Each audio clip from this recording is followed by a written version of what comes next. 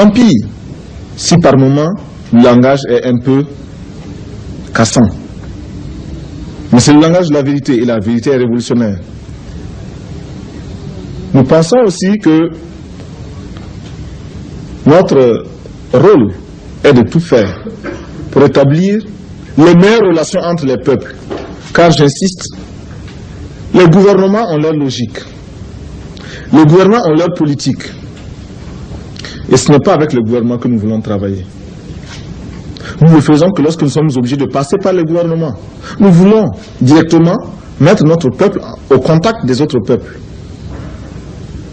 Il n'appartient pas à l'ordre Volta d'apporter sa caution à un quelconque gouvernement. Et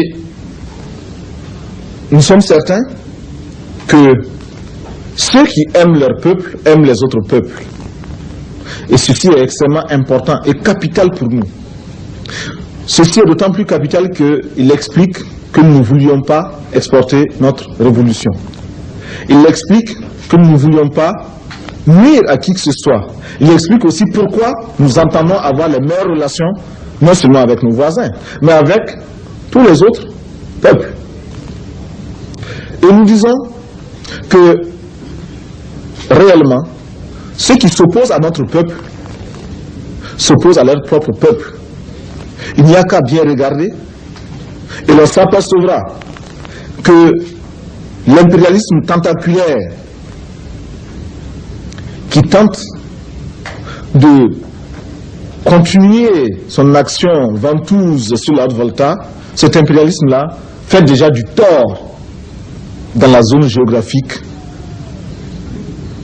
où il évolue.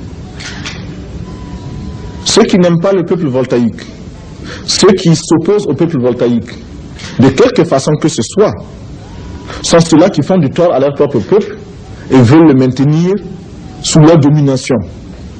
Domination évoluée ou domination primaire, mais domination quand même. Les peuples du monde entier ont le même combat à livrer pour la justice sociale, pour la liberté, pour la démocratie.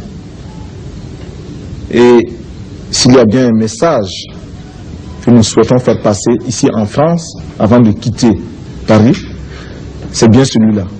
Le peuple français peut trouver en nous, peuple voltaïque, un peuple ami, un peuple qui combat les mêmes ennemis que lui. Parce que ceux qui sont exploités en France sont les mêmes qui sont exploités en Volta.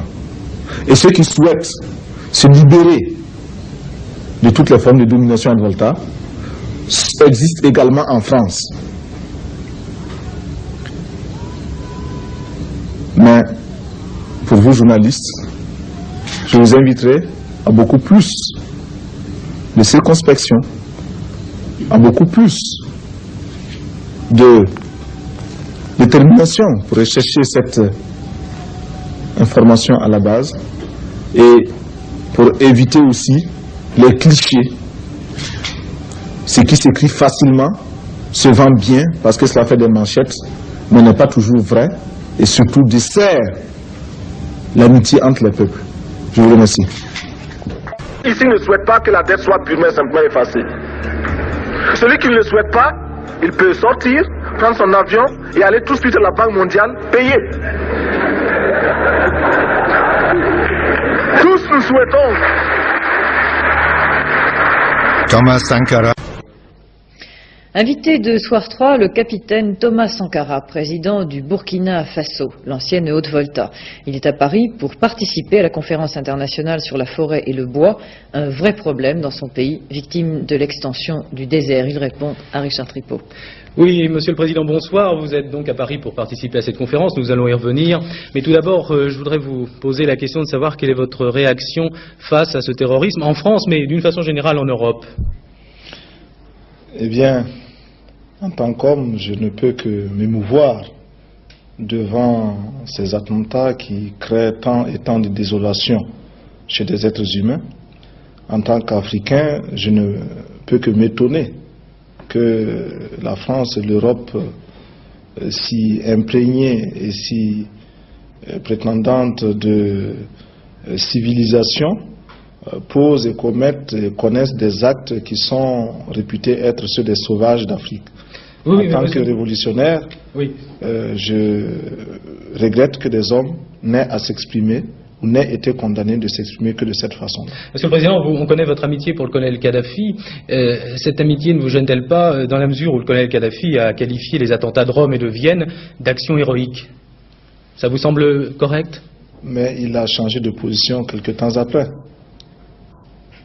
Bien, merci. Nous allons parler d'autre chose. Vous avez rencontré le président Mitterrand hier, je crois. Alors, ces relations avec la France s'améliorent, les relations du Burkina Faso et de la France? Écoutez, je regrette que les relations entre le Burkina Faso et la France soient perçues de façon contentieuse. Nous avons des relations qui sont parfois difficiles, chacun estimant de son côté qu'il est insatisfait. Il convenait de discuter avec les autorités françaises, d'en rechercher les causes et de proposer des solutions. Je pense que ce contact a été positif. Mais vous n'avez pas l'impression que quelquefois vous êtes mal entendu à Paris dans la mesure où vous souhaitez de l'aide, bien sûr, mais quelquefois aussi d'une façon un peu difficile, car vous n'hésitez pas à qualifier la France d'impérialiste parfois. Mais c'est à ce prix aussi que l'on se construit. Nous ne pouvons pas attendre de l'aide de façon inconditionnelle, d'où que cela puisse venir. Et le minimum d'indépendance de pensée, indépendance d'action, indépendance politique, se réalise par le devoir de dire aussi ce que nous pensons de l'aide d'où qu'elle vienne. Et vous pensez que ces relations vont s'améliorer encore dans les mois à venir? Je crois que... Vous avez reçu des assurances? Je crois que nous pouvons nous comprendre davantage et il reste encore bien des points d'insatisfaction sur lesquels il faudra que de part et d'autre, burkinabés et français, nous travaillions. Alors, Monsieur le Président, nous allons venir sur le problème de la forêt pour lequel vous êtes à Paris essentiellement. Vous avez hier déclaré que vous souhaiteriez que 1% des recherches spatiales soient consacrées à la lutte contre la dégradation des forêts. Alors, d'où vient ce chiffre 1%? Ça vous paraît suffisant? Comment vous avez évalué ça? Par-delà le chiffre lui-même, ce que nous visons, c'est imposer la prise de conscience devant un problème, un fléau aussi grave que la désertification. On va voir quelques images du Burkina Faso, de votre pays, essentiellement. Oui. Pour ce fléau, nous estimons que la responsabilité n'incombe pas seulement à ces hommes et à ces femmes qui vivent au Burkina Faso, mais également à tous ceux qui, loin de chez nous, provoquent de façon directe ou indirecte des perturbations climatiques, écologiques. Qui peut démontrer aujourd'hui que les engins que l'on envoie dans l'espace ne dérange pas, ne perturbe pas cet équilibre-là. Vous avez dit qu'effectivement la lutte contre la désertification est anti-impérialiste. Oui, la lutte contre la désertification est un combat anti-impérialiste dans la mesure où nous savons que pour l'impérialisme, l'exploitation des hommes est un acte tout à fait normal, a fortiori l'exploitation des forêts, de quelque façon que ce soit, directement ou indirectement. Capitaine Sankara, ça sera ma dernière question, et d'ailleurs avec Geneviève Guichenet tout à l'heure on se posait bien la question, pourquoi le Burkina Faso, pourquoi avoir voulu changer le nom de la Haute-Volta? Oui, parce que Haute-Volta, cela ne voulait rien dire pour personne, en particulier pour nous, burkinabés, et c'est un nom qui ne nous renvoie qu'à un passé colonialiste. Par contre, Burkina Faso est un nom puisé dans le terroir même, qui a une signification dans notre langue. Qui veut dire patrie des hommes honnêtes. Merci, Président. Merci. Pour le grand combat patriotique, pour l'avenir radieux de notre pays, la patrie ou la mort, nous vaincrons.